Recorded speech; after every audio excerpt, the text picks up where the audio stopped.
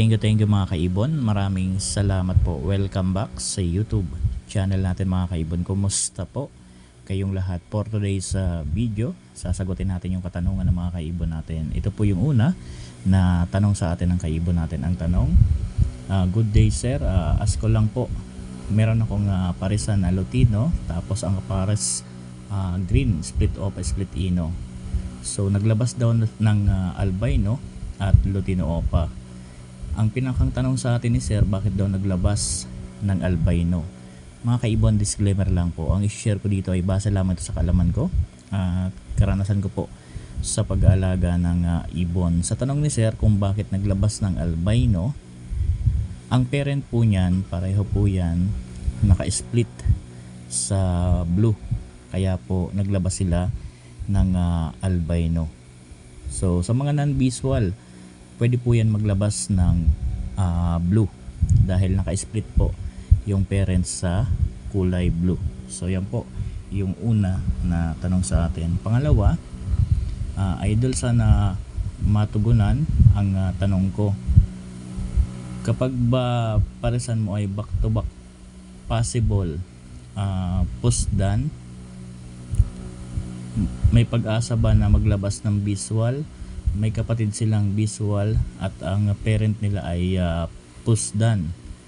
So mga kaibon, halimbawa po dito yung parent back to back lang din naman na pusdan, tapos naglabas ng visual na dan palo yung parent.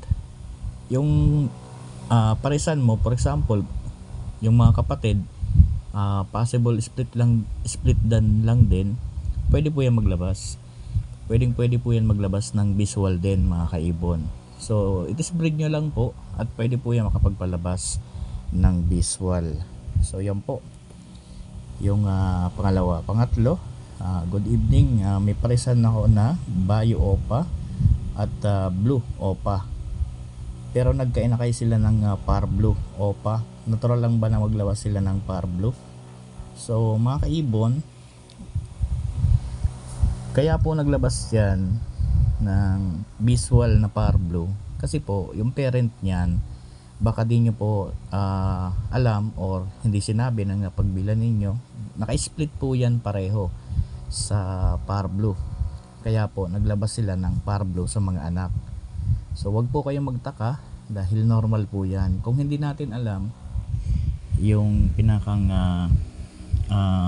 history ng parent, so naglabas sila ng ganyan na par blue, naka-split po ang parent niyan sa par blue, kaya po naglalabas ng par blue. Or kaya naman po, baka po sa parisan meron dyan sa parent po na Bluetooth, so pwede po yung maglabas palagi ng par blue. So yan po yung katanungan sa atin. Panghuli na tanong sa atin mga kaibon, good day sir, ask ko lang, bakit po nagkakaroon ng baliling ang isang ibon? Saan nakukuha yon? Namamana po ba yon? At ano po ba ang gamot sa baliling? So mga kaibon, ito po yan.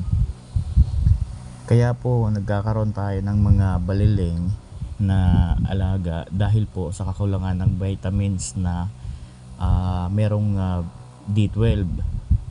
So kung meron tayong mga alaga na nagkakaroon ng ganito, ang gamot po dyan, vitamins po na merong B12 mga kaibon. Gumamit lang po kayo ng vitamins na sagupaan dahil nandoon na po lahat ang kinakailangan ng alaga natin. Tungkol naman sa nakakahawa, hindi po yan nakakahawa. Hindi po yan nakakahawa at hindi rin yan inherit. Ang sakit kasi na ganyan, kulang lang talaga sa vitamins na mayroong B12. So pwede nyo painumin ng mga vitamins na mayroong B12 mga kaibon. Pwede po yan. Pero mas mapapayo ko, painumin nyo lang po ng vitamins na sagupaan. So kung ang merong baliling isa lang, pwede nyo po yan ihiwalay doon sa nakakarami. Ngayon, sa pagbigay doon ng vitamins, yung sagupangon yun ang ibibigay ninyo, medyo tapangan nyo ng konti ang bigay. Tapos kung meron naman kayong mabibili sa mga poultry supply na merong B12, pwede nyong ipainom sa kanya. Kaya mas maganda ihiwalay nyo para siya lang ang kumbaga mapukusan natin ng vitamins na yon at ng gamot na yon para mas lalo pong gumaling. So wag kayong mag-alala dahil hindi po yan nakakahawa. Normal po na merong nagkakaganyan dahil nga sa kakulangan ng vitamins na ibibigay natin yung B12. Kaya po wag kayong mag-alala, okay po yan. Hindi po yan na-inherit at hindi po yan nakakahawa. So yan mga kaibon, hanggang dito muna tayo. Sa mga kaibon natin na nagtanong, sana nasagot ko ng maayos ang katanungan po ninyo. Maraming salamat po. Happy birthday sa ating lahat. God bless po sa ating lahat mga kaibon. Thank you po.